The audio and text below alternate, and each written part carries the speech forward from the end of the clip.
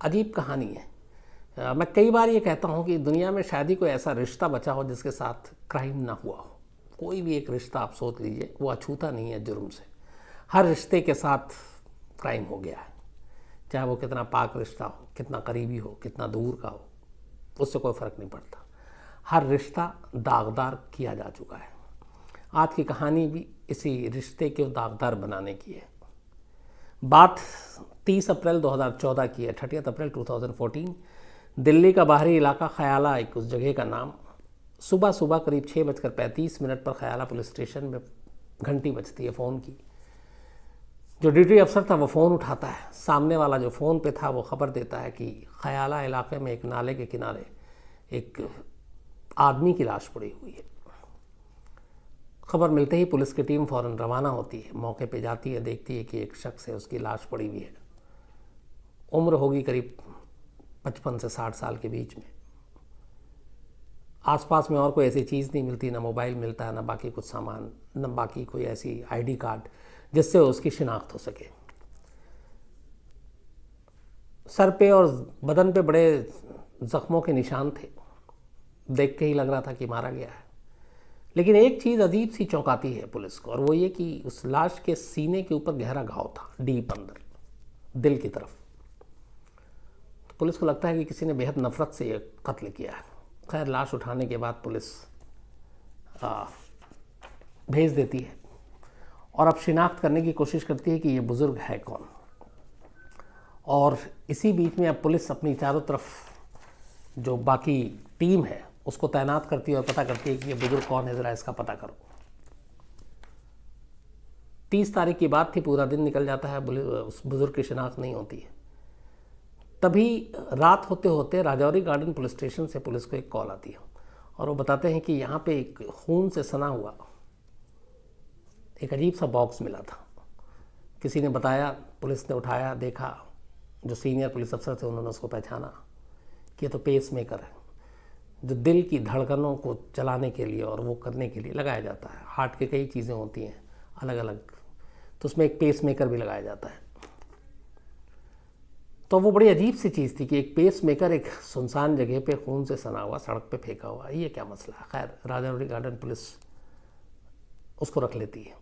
अब ये बात ख्याला पुलिस स्टेशन को नहीं मालूम है। एक दिन और बीतता है। दूसरे दिन अचानक राजौरी गार्डन पुलिस स्टेशन से ही ख्याला पुलिस स्टेशन में कॉल जाता है और कहा जाता है कि जिस बुजुर्ग की आपने तस्वीर भेजी थी, जो लाश मिली थी, उसकी शिनाख्त हो गई है। और ये शख्स जो है, ये राजौरी गार्डन में से 2 लड़कियां आई थीं और उन्होंने बताया कि इसका नाम दलजीत है और दलजीत की ही लाश है।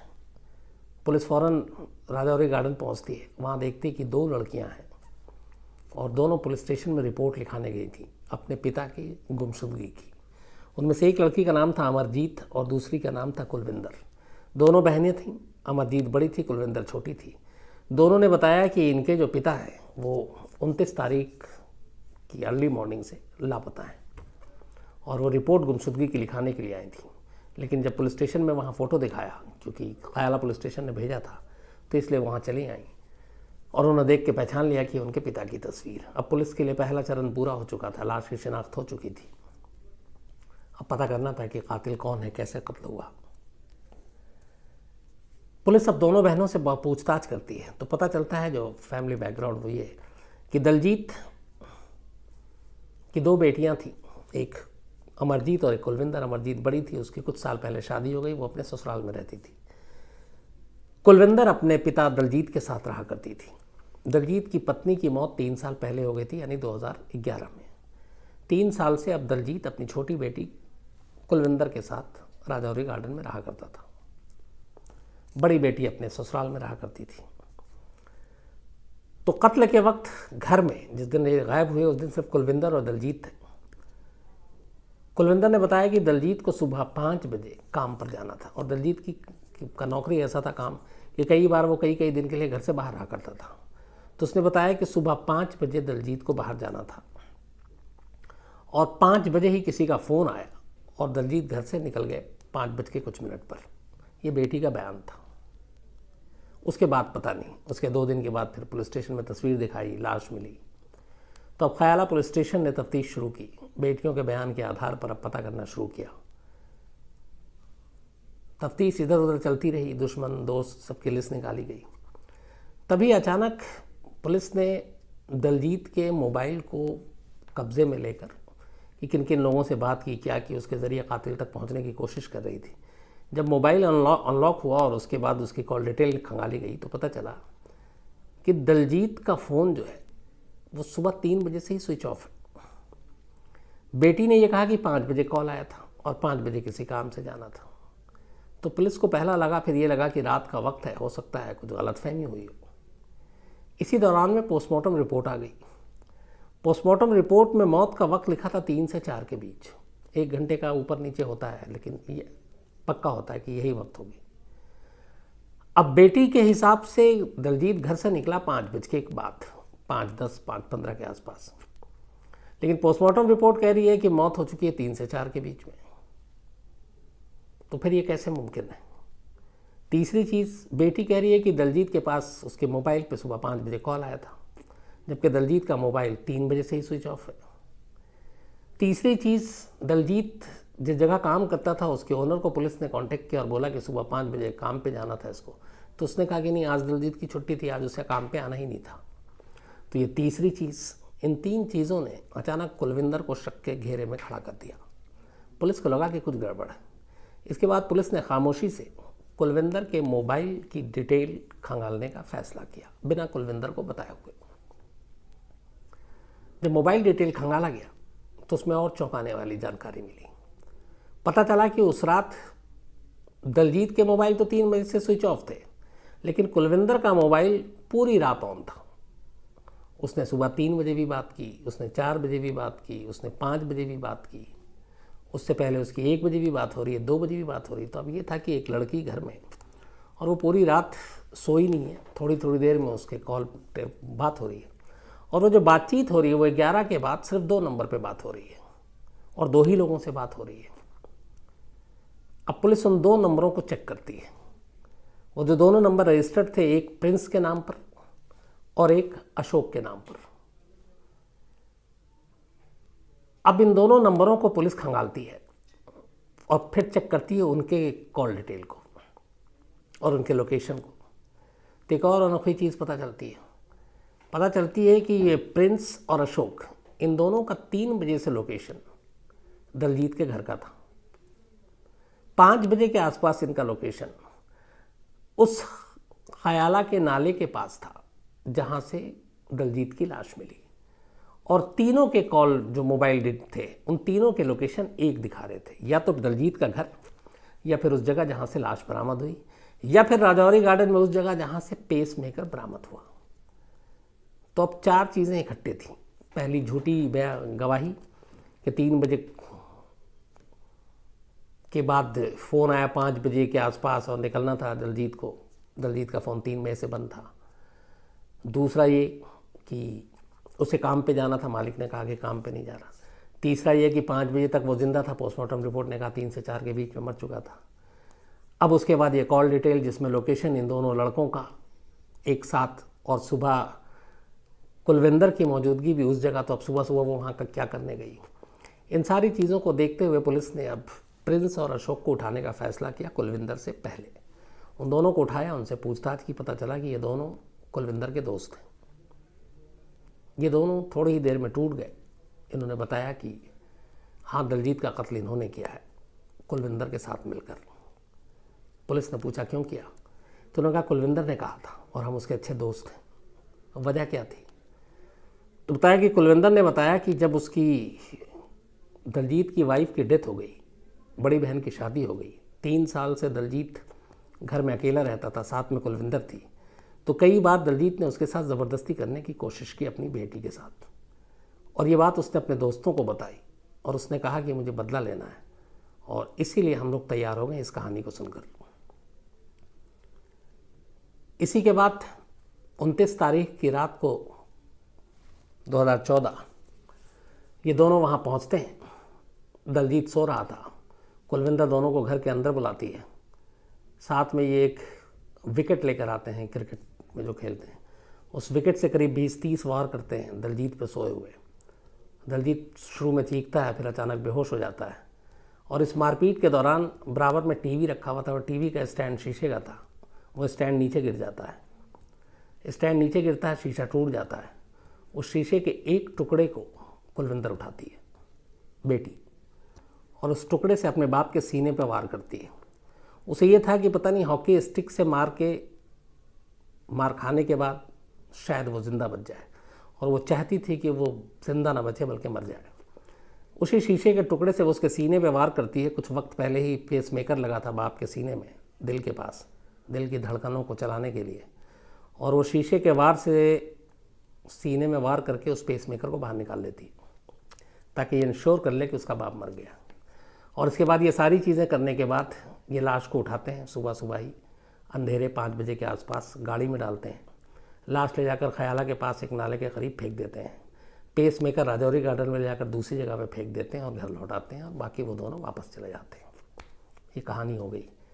इन दोनों के खुलने के बाद कुलविंदर के पास भी कोई ऑप्शन नहीं था, फिर वो भी अपना जुर्म कबूल कर लेती है, कहानी बता देती है। इस दौरान में 30 तारीख को चूँकि ये हादसा हुआ, पूरे एक दिन 24 घंटे तक जब दलजीत घर नहीं लौटा, तो रात को कुलविंदर अपनी बहन को बताती है कि पापा घर नहीं आए। ये सुनकर वो घबरा जाती है बड़ी बहन, वो दिल्ली आती है। दिल्ली आने के बाद अब दोनों बहन इधर उधर पूछते हैं, ढूंढते हैं, और फिर अगले दिन ये लोग राजौरी गार्डन थाने पहुंचते हैं रिपोर्ट लिखाने के लिए। और जब रिपोर्ट लिखाने के लिए गए थे तब पुलिस वाले ने उसी वक्त उन्हें वो फ़ोटो दिखाई, जिसके बाद इन्होंने पहचान लिया, और तब लाश की कहानी सामने आती। अब ये सारी चीज़ें होती रहीं, पुलिस ने पूछताछ कर ली, 3 लोगों को गिरफ्तार कर लिया, दलजीत की अपनी सगी बेटी और उसके 2 दोस्तों को, प्रिंस और अशोक। अब पुलिस के सामने थ्योरी क्लियर थी, कातिल जुर्म भी एक्सेप्ट कर चुका था। पुलिस ने वो शीशे के टुकड़े बाकी चीज़ें भी बरामद कर ली, केस आईने की तरह साफ था। लेकिन तभी अचानक 3 दिन के बाद जब अमरजीत को ये पता चलता है कि उसकी बहन और उसके 2 दोस्तों को पुलिस ने गिरफ्तार कर लिया है अपने ही पिता के कत्ल के जुर्म में, और जब पुलिस उसे कहानी पूछती है कि ऐसा क्यों किया, आपने मेरी बहन को क्यों गिरफ्तार किया, तो पुलिस बताती है कि उसने अपना जुर्म कबूल किया है, और साथ में कत्ल की वजह भी बताती है पुलिस। जब वो कत्ल की वजह सुनती है तो यहाँ से कहानी पलट जाती है। अमरजीत कहती है कि कुलविंदर ने जो कहानी बताई है, करीब 3 साल से वो अकेली थी, माँ की मौत हो चुकी थी, मेरी शादी हो चुकी थी, मैं ससुराल चली गई थी, मेरे पीछे में बाप उसके साथ ज़बरदस्ती करता था। उसने कहा ये मैं दुनिया में कभी मान ही नहीं सकती, इसलिए कि मेरे पिता ऐसे थे ही नहीं कभी भी, और वो ऐसी हरकत नहीं कर सकते। पुलिस को लगा कि बहुत सारी ऐसी चीज़ें हैं जो शायद अमरजीत को नहीं मालूम, तो पुलिस ने उसको कन्विंस करने की कोशिश की। अमरजीत मानी नहीं, अमरजीत अड़ी रही, डटी रही। दोनों फिर लड़कों से पुलिस ने प्रेशर के बाद अलग से पूछताछ की। लड़कों ने बार बार यही कहा कि नहीं, यही कहानी बताई है। कुलविंदर से पूछा, कुलविंदर भी अड़ी रही कि मैंने सिर्फ बदला लेने के लिए मारा है। लेकिन अमरजीत भी अड़ी रही कि नहीं, उसके पिता ऐसा नहीं कर सकते। आखिरकार फिर पुलिस ने और तफ्तीश की। थोड़े दिनों की तफ्तीश के बाद पता चला कि कुलविंदर की दोस्ती, कुलविंदर का बाहर जाना, कुलविंदर का दोस्तों से मिलना, उसके लिए उसके पिता दलजीत हमेशा उसे टोकते थे, और ये चीज़ें उसको अपनी आज़ादी के बीच में अड़चन लगती थी, और ये रुकावट उसे बर्दाश्त नहीं थी, और इसीलिए आज़ाद ज़िंदगी जिए वो अपने, और उसको घर में रहना था पिता के साथ, कोई रोड़ा ना इसमें बने। उसने अपने पिता को रास्ते से हटाने का फ़ैसला किया। लेकिन उसे ये भी पता था कि पकड़ी जाएगी तो सज़ा हो सकती है, उम्र कैद भी हो सकती है। तो उसने ऐसी कहानी बुनी जिससे लोगों को उसके साथ हमदर्दी हो जाए और सज़ा भी कम हो।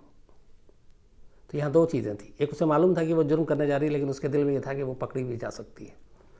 अगर पकड़ी गई तो क्या होगा, तो उसने नेक्स्ट प्लान बनाया था, और वो ये कि कम से कम सज़ा कैसे हो। तो उसने फिर नई कहानी गढ़ी, अपने बाप के ऊपर इल्ज़ाम लगाया। आखिरकार पुलिस ने जब ये सारी चीज़ें पता की और उसके बाद बाकी दोस्तों से बात की, फिर दोस्तों से जब असलियत पता चली तो पता चला हाँ, असल में कुलविंदर की पूरी कहानी झूठी थी। बाप पे उसने झूठा इल्ज़ाम लगाया था, सिर्फ़ और सिर्फ अपनी आज़ादी को बरकरार रखने, अपने दोस्तों से खुल्लम खुल्ला मिलने, और कोई टोके नहीं, इस वजह से उसने अपने पिता को अपने रास्ते से हटाया। न सिर्फ हटाया बल्कि अपने पिता के ऊपर एक गंभीर और संगीन इल्ज़ाम भी लगाया। लेकिन एक बेटी ने ये सब कुछ किया और दूसरी बेटी अपने उसी पिता के लिए लड़ाई लड़ती रही और दूसरी बेटी की उस लड़ाई में जीत होती है। वो अपने पिता को पाक साफ, उसके कैरेक्टर को पवित्र बताकर ही निकलती है और आखिर में पुलिस भी ये मानती है और ये इल्ज़ाम को किनारे किया जाता है और कहा जाता है कि ये कत्ल एक बेटी ने सिर्फ और सिर्फ दूसरे मकसद से किया था। लेकिन ये कहानी ये बताती है कि जुर्म के रास्ते पे चलते हुए कई बार इंसानी दिमाग कहाँ तक चला जाता है। रिश्ते, नाते, करीबी रिश्ते, माँ बाप जो बच्चों को पैदा करते हैं, उन तक के बारे में क्या क्या सोच और क्या क्या चीज़ें सामने आ जाती हैं। ये कहानी इसी तरफ इशारा करती है और नसीहत भी है। और एक और भी चीज़ है कि हमेशा ज़रूरी नहीं है कि कई बार जो विक्टिम है जो बोल रही है या बोल रहा है वो हमेशा सच हो। क्राइम की दुनिया में ऐसे कई चेहरे, ऐसे कई सीन देखे हैं, मैंने खुद देखे हैं, जब लगता है कि सामने वाली मजबूर, लाचार और पीड़ित है और कुछ दिनों बाद पता चलता है कि नहीं, असली गुनहगार तो यही है। तो शक्ल और चेहरा पहचानना, उनकी कहानियों पर एतबार करना बड़ा मुश्किल होता है। इसलिए पुलिस के लिए बड़ा मुश्किल काम होता है जब वो किसी केस की इन्वेस्टिगेशन करती है कि किसकी बात पे यकीन करे, किस पे ना करे। इसीलिए कानून में एक बड़ी अच्छी चीज़ है कि इंसानों से हटकर सबूतों पे जाए, क्योंकि सबूत झूठ नहीं बोलते। गवाह झूठ बोल सकता है, सबूत झूठ नहीं बोलते। तो ये ज़रूरी है, क्योंकि इंसानी चेहरे रंग बदलते हैं, इंसानी ज़ुबान पता नहीं क्या क्या बोल जाती है, लेकिन सबूत जो है वो पक्के होते हैं। तो ये थी कहानी।